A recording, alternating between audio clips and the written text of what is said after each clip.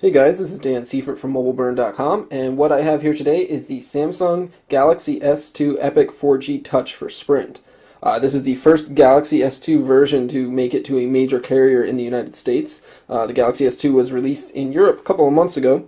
We actually did a full review on the European version of that phone, but this is the first American one, and it's got a couple differences from what we saw for the European model.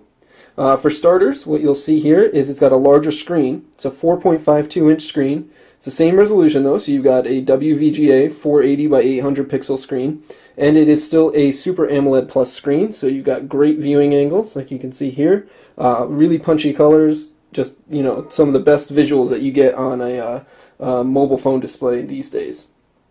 Below that, you've got your 4 capacitive buttons for menu, home, back, and search. So instead of the European model that had 2 capacitive buttons and 1 hard button for a home key and no search key, this has got the more traditional layout there.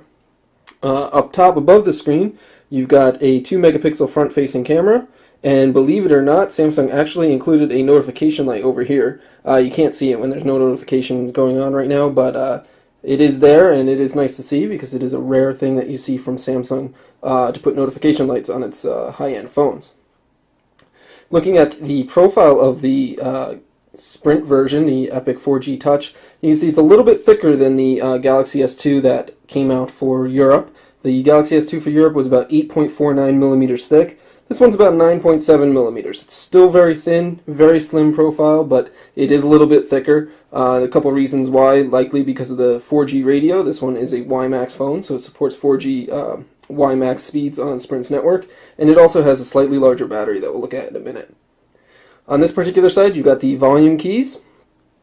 Over on the other side, really isn't much except for the power sleep unlock key. There's no hardware camera key on this particular phone.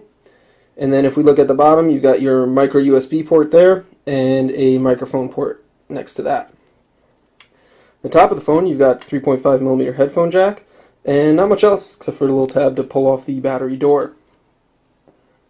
Now if you flip the phone over and check out the back, you can see we've got this textured back cover here, which is very nice to see. Similar to the back cover that we saw on the Infuse 4G for AT&T earlier this year. It's got a nice grippy texture to it, keeps it in your hand pretty well, though it is plastic. Up here you've got your 8 megapixel autofocus camera with a flash. Let's see if we can get this to autofocus here.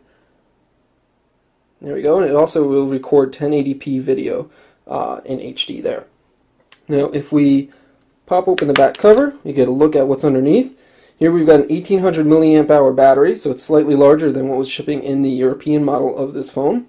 And then you've got a micro SD card slot there. That will support up to 32 gigabyte cards. None is included out of the box though. Below the battery cover, we've got your external speaker, and that takes care of pretty much the hardware tour there.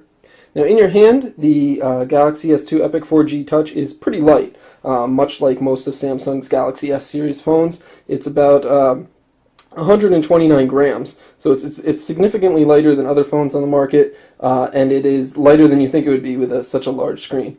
But even though it is all plastic, and it certainly has these glossy, shiny plastics that you can see, it is pretty well put together, and it does feel good in your hand. Now, much like the Galaxy S2 that came out for Europe, the Galaxy S2 Epic 4G Touch for Sprint features Android 2.3.4 with the latest version of Samsung's TouchWiz interface for phones. I believe they're calling this TouchWiz 4.0 now. It's an evolution of the TouchWiz that we first saw a while back and have seen on a number of Android devices to date, and it is definitely the best one by far. You've got 7 home screens to choose from. You can pan through them the normal way, like you see me doing here. You can pinch to zoom out, and you get a helicopter view of them. Or Samsung has given you a way to pan through them with the number at the bottom. If you grab that and then swipe left to right, you get this nice panning screen that you can select your home screen from. So that's all very smooth and very fast, as you can see. Other tweaks that the home screen has is if you go to add a widget, you get this new way of adding widgets. You can you get the home screen shrink back, and then you get your widgets in a control list at the bottom that you can swipe through. Then if you find a widget that you want, you can tap and hold. Sure. Drag it to a home screen. Now I don't have enough room on this particular home screen, but I can tilt the phone and find a home screen that I've got more room on, and I can let go and there my widget will be. And at the same time I can go ahead and add another widget. So let's find some room here. There we go.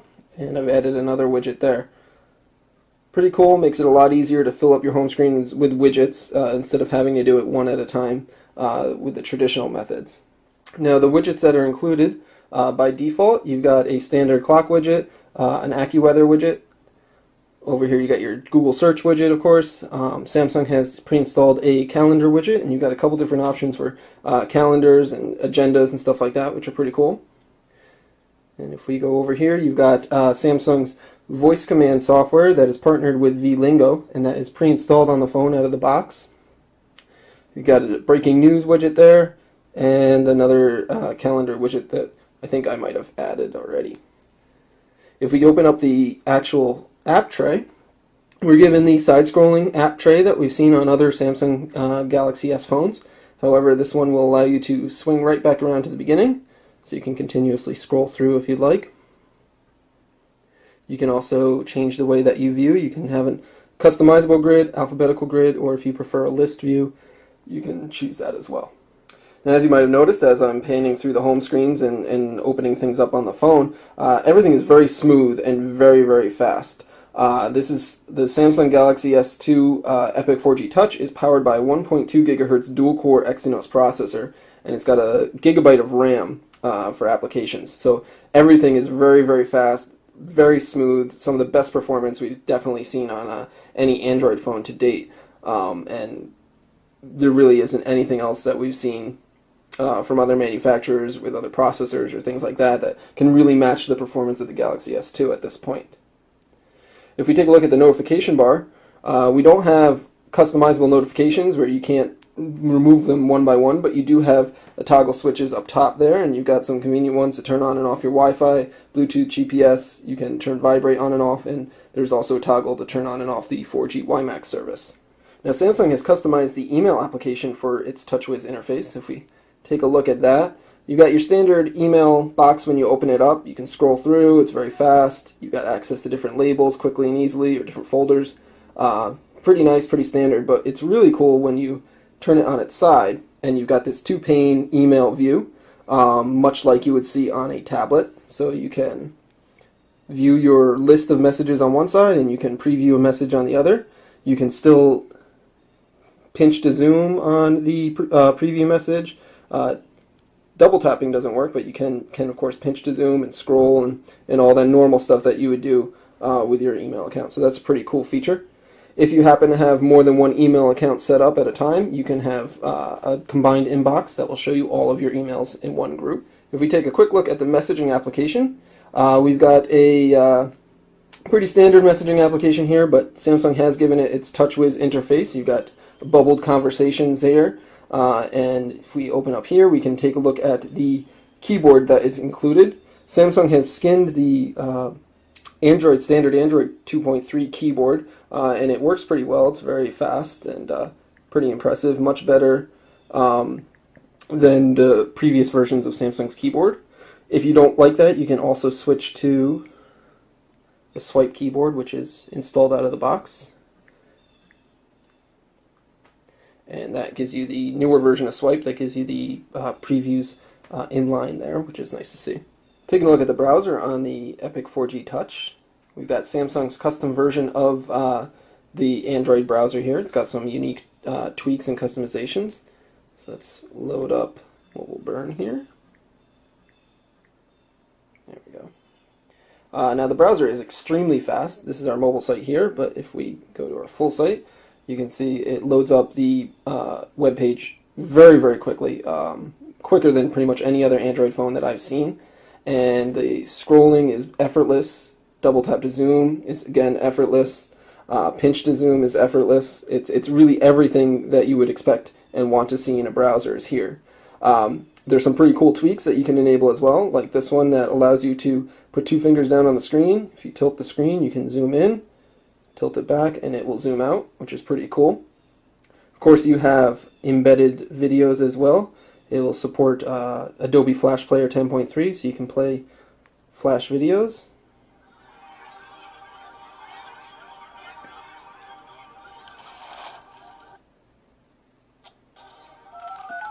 see that loaded up Hey guys, it's nice Dan and quick. Seifert from MobileBurn.com, and what I've got here is the Motorola Droid Bionic from Verizon Wireless. So there you go. It's pretty loud as well. Another cool thing that you can do is if you zoom out all the way, let's see if I can do this. There we go. You can zoom out to your tab view, and you can open up multiple windows at once, and then zoom back out, and you can switch between the multiple windows that you have open at the same time, which is pretty slick.